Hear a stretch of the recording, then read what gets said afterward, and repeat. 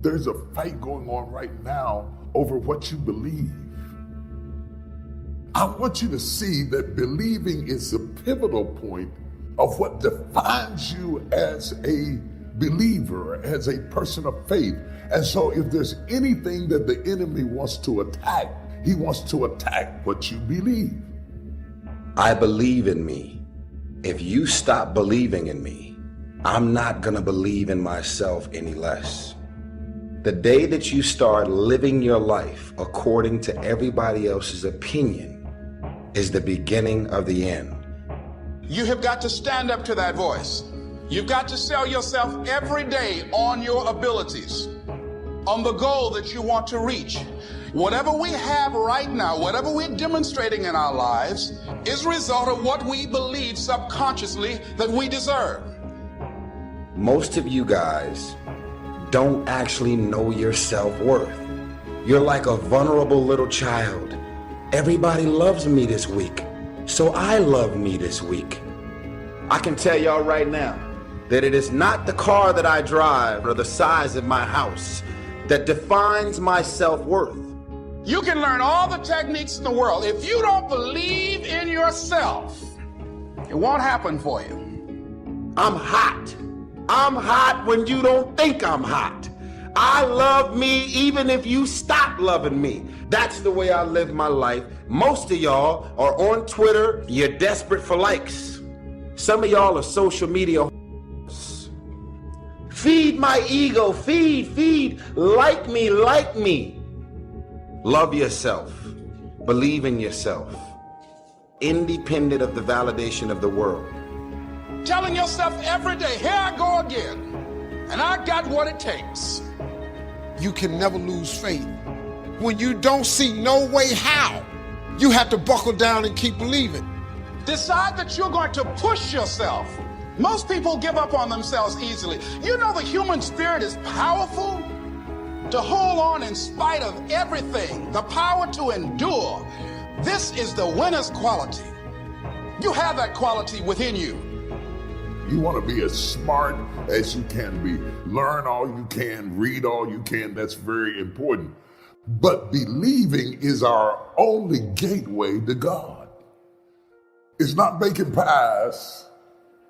Believing is our only gateway to God. The enemy comes against what you believe and what you know about God.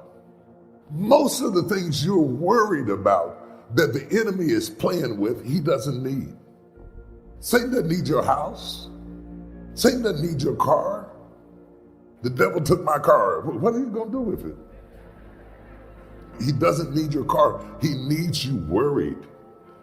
He needs you upset. The enemy is after your mind. Because it is with the mind that we serve the Lord, then your mind has to be healthy. The original sin is really unbelief. So the enemy doesn't try to physically move them out of the garden. He tries to move them away from what they believe.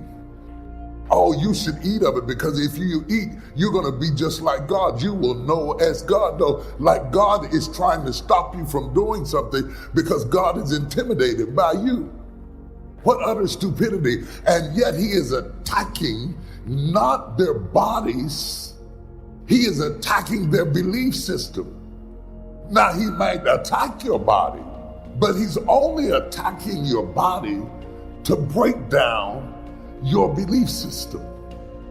God has fixed it that we all must become like children and have childlike faith and dare to believe him. Have faith like a child. Adults are too skeptical. The master teacher said, unless you can become like little children, you might as well forget it. You don't have a prayer. You got to be like children. And while knowing is important, you don't want to lean to your own understanding because what you know is always evolving. Ideas are always changing. Your belief system has to be built on something that's solid and something that's true. Your belief system has to be built on God, not church, not preachers. Your faith has to be built on something that's solid as a rock. This is not about emotions. How many of you have had somebody promise you, I ain't gonna never do it no more? I promise you I'm never gonna do it no more. They went right back and did it again. They might have even felt those emotions, but they didn't change their... So somebody shout, I am a believer. And stop trying to keep up with the culture. The culture will send you to hell. I'm not trying to be relevant to the culture. I'm trying to be relevant to the kingdom. Because the culture can do anything. The culture can change its mind about everything. Stop it, stop it. Stop trying to always impress the culture. It is not your job to try to imitate the world. It is their job to be influenced by you. Come on, somebody. God wants you to believe him. To believe him is to embrace God's integrity, not my integrity. There's a lot of compromise in our society. People that think nothing about being dishonest, not keeping their word, they wonder why they can't get ahead. It's because they don't have integrity. You can have talent, determination, but without integrity, you won't reach your highest potential. When you have integrity, you don't take supplies from the office to bring home to use. You don't spend half the day making personal phone calls at the office. If you'll do the right thing, God will make it up to you. Many things we face are simply tests. God is seeing, are we ready to go higher? Do you call in sick to work so you can take the day off and go shopping? Don't be surprised if you can't find anything at the store, traffic's backed up. Maybe it's because there's no blessing on it. Don't complain when your child doesn't tell the truth. We're leading by example. If they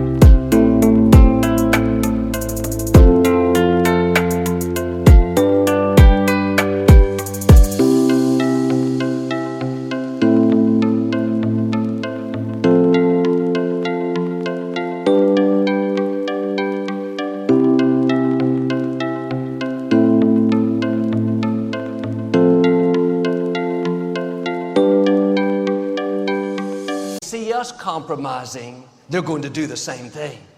Be honest. Be a person of your word. Your reputation is one of the most valuable things you have. You can have great wealth and be looked down on, but when you're a person of integrity, when people look at you and think, I can trust them, they're honest, they don't talk to me one way and then talk to my friends behind my back another way, they're consistent. When you stay on the high road, that will take you much further than being dishonest, trying to gain an unfair advantage. You may gain with people, but what if you lose with God? He's the one that can open the windows of heaven and pour out blessings that you can't contain. It's better to be truthful and have less, then God's favor will take you further. Instead of trying to cross the line, why don't you try a different approach and see how far behind the line you can stay? The more integrity you have, the more God can bless you. When you have integrity, you're the same in private as you are in public. Don't be kinder to strangers than you are to your own spouse. Be consistent. I'm not asking you to be perfect. I'm asking you to be real. When you have integrity, you're not making underhanded deals, hoping that nobody sees you. I've heard it said, don't do anything you wouldn't want to read about the next day in the newspaper. I doubt many of you have big areas where you're lacking integrity, but maybe there's some small things. It just takes a little effort, getting out of ruts where we've gotten comfortable doing things that are less than our best. We can fool a lot of people in public, but what God is concerned with is what goes on behind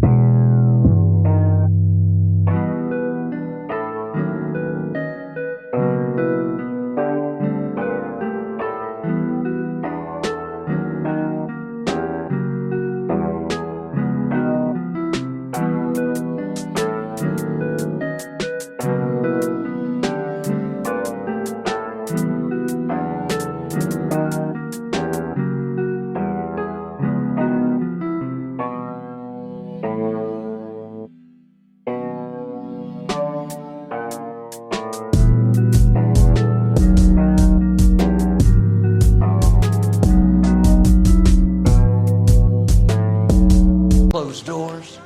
How you live in private will determine how high you go in public. God is watching to see when He can promote you. When you pass these tests so He can take you to new levels. When you prove to Him that you're a person of integrity, there is no limit to how high He will take you. There's a price to pay to become all you were created to be. This takes people that have a made-up mind. I'm going to honor God. Not going to push people down to get an advantage. I'm going to be a person of integrity, honorable. That's the kind of people God rewards.